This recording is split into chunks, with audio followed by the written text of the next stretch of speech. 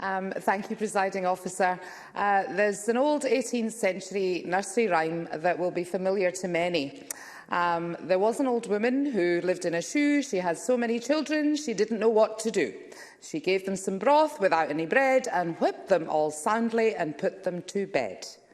Once considered a harmless, some might say amusing rhyme, but on close reading sends shivers down the spine of most people. If such a controlling approach to children was practised anywhere, it would be considered outrageous then and outdated now.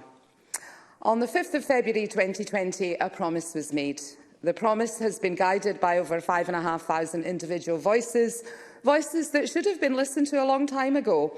And as grown-ups, we don't have the monopoly on wisdom. Children's opinions and views are valuable and are essential when considering their support needs. By radically rethinking our attitude towards those in Scotland's care system and fulfilling this government's promise to place love and compassion at the centre of every child's journey, we can remind care-experienced children that they are wonderful and exceptional.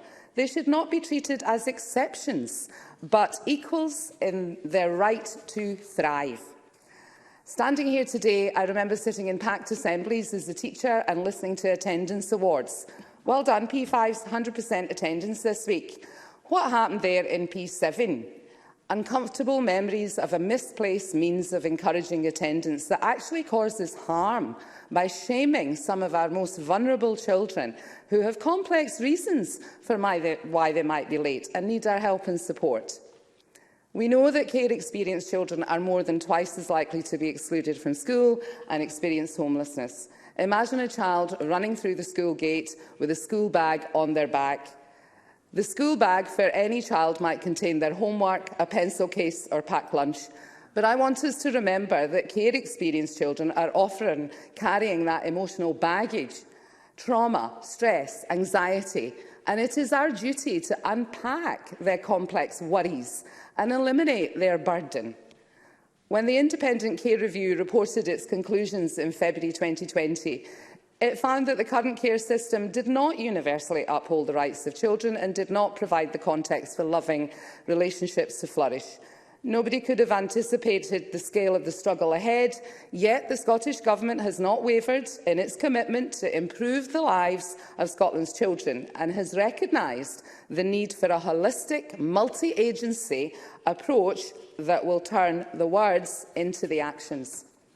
I want to put on record the invaluable third sector organisations such as Barnardo's, Aberlour, who have long appreciated the importance of early intervention and family support to ensure that no child slips through our arms.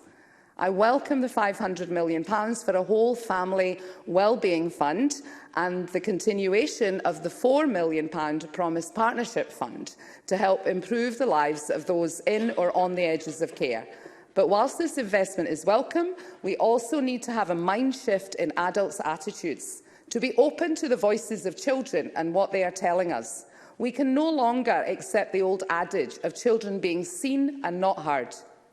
As we move to enshrine the UN Convention on the Rights of the Child, our approach and understanding of supporting children will require a step change in our culture. The promise, quite rightly, asks us to rethink how children are supported. Children deserve fun, love, a childhood, not a crash course in adult responsibilities. Thank you.